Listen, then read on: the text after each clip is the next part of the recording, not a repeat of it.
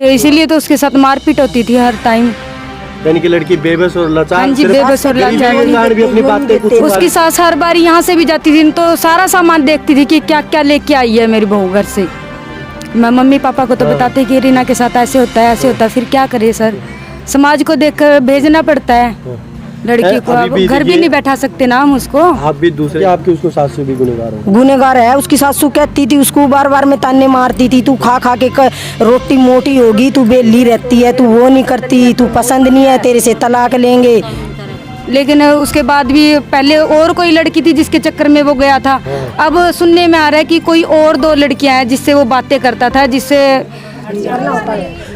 देखिए हम उसी परिवार के बीच में अभी बैठे हुए हैं। बड़ा दुख का माहौल है। बहुत सारी लड़की की माता से हमने बात की, पिता से हमने बात की, और भी बहुत सारी लेडीज यहाँ पे बैठी है जिनका दुख है वो सिर्फ बोल के ही व्यक्त कर सकती, क्योंकि अभी वो लड़की इस परिवार के बीच में आ नहीं सकती। और जो मुजरिम है उनको पकड़ने के लिए गुहार के बहुत सारी लड़की। आप क्या लगते हो? अच्छा, आप लड़की की भाभी हो। देखिए जी, आपकी ननद इस दुनिया में नहीं रही है, क्या लगता है कि क्योंकि हो सकता है लड़की माँ से और पिता से, कैमरा छेड़ दिया, लड़की माता से और पिता से कुछ बातें छुपा रही हो, लेकिन क्या कभी भाभी को ऐसा बताया कि भाभी जी मेरे साथ ऐसी घटनाएं होती है, ऐसे से परिवार में दुख सहन कर रही हो, उसने कभी आपको कोई सूचना या? हाँ जी, मेरे साथ वो सारी बातें शेयर करती थी, बताती थी, पर क्या करें, समाज को देखकर जाना पड़ता है ससुराल में वापस। बोलती तो थी वो कि मेरे साथ ऐसे करते हैं, फिर वो बोलती थी कि किसी को बताना भी मत। देखो भाई, ये बात बिल्कुल सच्चाई है कि समाज के डर से, कि बदनामी के डर से लड़कियां हमेशा घुटती रहती है, परिवार के अंदर घुट घुट के जीवन जीती है, मार भी खाती है और घुट जाती है। देखो अपनी भाभी से बातें वो शेयर करती थी, लेकिन कहीं न कहीं एक बात और कहती थी कि ये बातें मम्मी पापा को ना बताना, क्योंकि परिवार भी दुखी होगा और समाज में कहीं न कहीं बुराई के कारण से, डर से, बदनामी के डर से वो उसकी बातें सुन के कभी ऐसा नहीं लगा कि लड़की को वहाँ पे दुख हो रहा है तो परिवार में बातें शेयर की जाए? कभी आपने बताई हो आपके हस्बैंड की आपकी बहन दुखी हो रही है वहाँ पे, कुछ बात? कैसा है, दोबारा से बोलना। आपने कभी आपके परिवार में यहाँ पे आपकी ननद की बातें सुन के कभी परिवार में बताया हो कि वहाँ पे लड़की दुखी हो रही है? हाँ जी, सास ससुर को तो बताते थे। मैं मम्मी पापा को तो बताते कि रीना के साथ ऐसे होता है ऐसे होता है, फिर क्या करे सर, समाज को देखकर भेजना पड़ता है लड़की को। अब घर भी नहीं बैठा सकते ना हम उसको। आप भी दूसरे घर में यहाँ पे आ रहे हो। हाँ जी। आप समझती हो उस लड़की की मजबूरी क्या हो सकती है? क्या उन दोस्तों ने दहेज के लालच, पहले भी ऐसी बातें सुनने में आई थी कि वो दहेज के वगैरह, क्या लगता है आप भी एक परिवार छोड़ के यहाँ पे आई, उस लड़की साथ आए और कहीं न कहीं बहुत ज़्यादा गलत हो रहा मानती? जब हमने उसकी शादी की थी लड़के को हमने ना डिलक्स बाइक दिया था, तो उसने डिमांड की थी कि मुझे डिलक्स नहीं चाहिए, मुझे स्प्लेंडर चाहिए, तो हमने स्प्लेंडर भी दिलवाया उसको।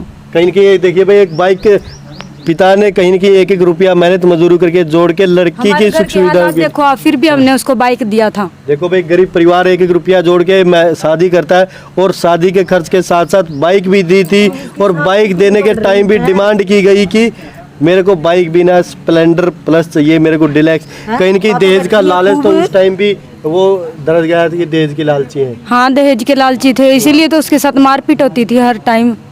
यानी कि लड़की बेबस और लाचार। हाँ जी, बेबस और लाचार। भी अपनी बातें कुछ उसकी सास हर बार यहाँ से भी जाती थी तो सारा सामान देखती थी कि क्या क्या लेके आई है मेरी बहू घर से। अगर कोई कमी होती तो भी बोलती थी कि ये नहीं लेके आई, ये नहीं लेके आई, ये नहीं लेके आई।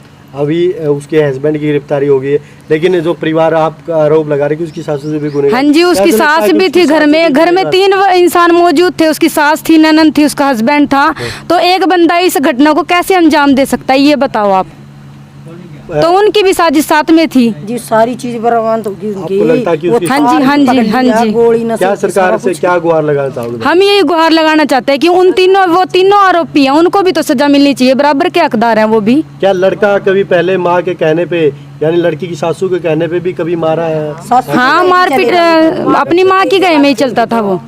देखो भाई, कहीं न कहीं एक बात तो ये सही है कि एक बंदा ऐसे करने में, अगर परिवार में 4 सदस्य है, अगर एक गलत इंसान है जो गलत कर रहा है, अगर परिवार वाले उसको समझाते हैं तो वो कहीं न कहीं समझ जाएगा, लेकिन अगर परिवार वाले उसका साथ देंगे तो गलत काम करने के लिए और भी आगे बढ़ेगा। ताजी, क्या कहना चाहोगे इस घटना में? देखिए आप भी बुजुर्ग और समझते भी उन बातों को। समझते हम तो नहीं क्या भाई, उनको भी भाई सजा मिलनी चाहिए जो उनसे साथ है उसके। उसके मम्मी घर वाले सपोर्ट वाले। कैसे लगता है कि आपकी उसको सासू भी गुनहगार हो? गुनहगार है। उसकी सासू कहती थी उसको बार बार में ताने मारती थी, तू खा खा के रोटी मोटी होगी, तू बेली रहती है, तू वो नहीं करती, तू पसंद नहीं है, तेरे से तलाक लेंगे।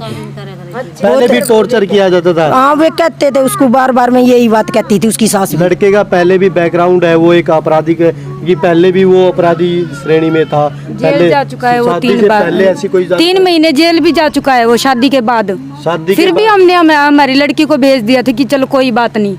एक बात और सुनने में आई कि जब वो जेल गया तो जमानत भी आपके परिवार ने कराई थी। हाँ जी, हाँ हमारे परिवार ने घर है, करवाए वो बच जाए। थे। हाँ जी, हाँ जी। देखो भाई, बड़ी दुख वाली बात है कि इस परिवार ने उसको अपराधी श्रेणी में था तो जमानत भी करवाई थी। क्योंकि एक पिता और एक माता यही चाहते कि उस लड़की का घर बस के जमानत पे लेके आए, लेकिन अब उस लड़की को इस दुनिया में नहीं रहने दिया, जीने नहीं दिया दहेज के कारण। और एक कारण ये भी आ रहा है कि उसका कहीं न कहीं बातें किसी और लड़की से भी बातें हो रही थी।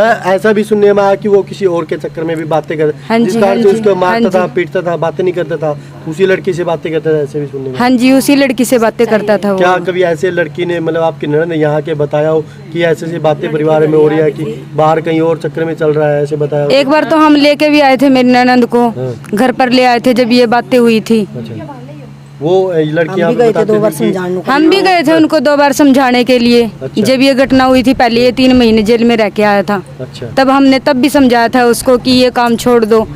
लेकिन उसके बाद भी पहले और कोई लड़की थी जिसके चक्कर में वो गया था। हाँ। अब सुनने में आ रहा है कि कोई और 2 लड़कियां हैं जिससे वो बातें करता था, जिससे ये भैया अब मेरी जिसके ननद को कारण मारा है- उसने। देखो भाई, एक बात है, मतलब पहले किसी लड़की से बातें करता जिसके कारण जेल में गया था, और अब भी कहीं न कहीं एक बात और कि वो लड़कियों को भी फंसाता था। हम ये बात भी मान सकते हैं क्योंकि अभी भी उसका जो रोड़ा बन रही थी उसकी वाइफ, उसको हटाने के लिए लड़की के चक्कर में भी उसको मारा है, दहेज भी मांगता था।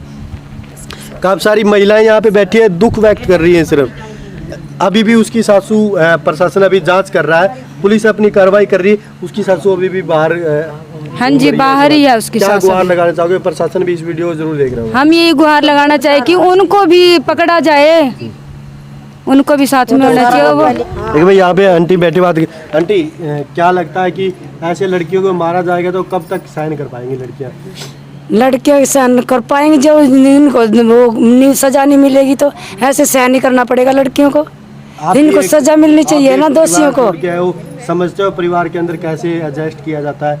आपने भी एक परिवार पर, वो लड़की आज इस दुनिया को छोड़ के चली गई है, किसी दूसरी लड़की के चक्कर में मारना, कहाँ तक एक माँ की आत्मा कितनी दुखी होगी। बहुत दुखी है माँ की आत्मा, तो सुखी जब ही होएगी जब इनको सजा मिलेगी। और भी बहुत सारे दुष्ट लोग जो दहेज के लालची हैं, जो लड़कियों को मरवाते हैं, इस वीडियो देख रही, उनको क्या हो सकता है कि आपकी बातें सुन के हो सकता है उनकी बुद्धि पलट जाए। क्या संदेश देना चाहोगे उनको जो अभी भी दहेज का लालच कर रहे हैं, लड़कियों को मारते हैं? उनको सजा मिलनी चाहिए जी, हम तो यही चाहते हैं। ये दूसरों की लड़कियों पे भी ऐसे मार डालेंगे, भी इनको नहीं सजा मिली तो हमारे को क्या सजा मिलेगी?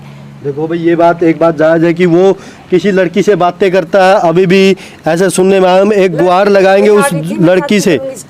अच्छा, वो घर लड़की पे चल के आ गई थी उसकी माँ के पास, बोल रही मैं इससे शादी करूंगी। फिर वो हमारी रीना ने ना लड़की उठा के इसको दे दी, तू इससे शादी करेगी तो इस लड़की का, मेरी बच्ची का क्या होएगा?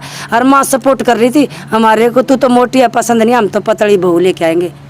देखो भाई, कहीं ना कहीं एक बात और सामने निकल के आ रही है। जो लड़की थी, जो इस लड़की से बातें करता था, जिस लड़की से बातें करता था, वो लड़की इस परिवार के बीच में आई थी, जो लड़की का परिवार, जहाँ पे लड़की की शादी थी वहाँ पे। आपको पता था इस बात का कि लड़की ऐसे से घर पे आ गई? हाँ पता था हमारे को सबको। उस टाइम पे क्या क्या आपने समझाया? वो क्या माफी बात- मांग ली उन्होंने, उनको नहीं होएगा ऐसे कभी। बातें हुई आपसे उस टाइम पे? वहाँ पे आप समझाने गए थे कि? हाँ जी, गए थे। देखो भाई, परिवार है ना, वो लड़की को समझा। जो लड़की दूसरी लड़की थी जिससे बातें करता, वो भी परिवार के बीच में आई थी। कहीं ना कहीं एक बात हो रहा है, ये लिव इन रिलेशन का एक कानून है जो समाज को खोखला कर रहा है, खा रहा है, जिसे कोई भी आज़ादी से किसी के साथ रह सकता है, जिसमें ये भी। और लड़की आज वो इस दुनिया में नहीं रही, क्यों नहीं रही? दहेज के लालच के कारण, दूसरी लड़की के प्रेम के कारण, या दूसरी लड़की से बातें करता जिस कारण इस लड़की को मार दिया। सभी दोस्तों से एक रिक्वेस्ट है, ये माँ रो के गुहार लगा रही है, परिवार रो के गुहार लगा रहा है कि जो दोषी है, जो उसकी सासू है वो भी गुनहगार है, जो उसकी ननंद है वो भी गुनहगार है। ये बातें परिवार बता रहा है। अभी सिर्फ अरेस्ट उसके हस्बैंड को किया है। जो प्रशासन कार्रवाई कर रहा है, जो मुजरिम है उनको सभी को गिरफ्तार किया जाए और उनको सज़ा मिलनी चाहिए।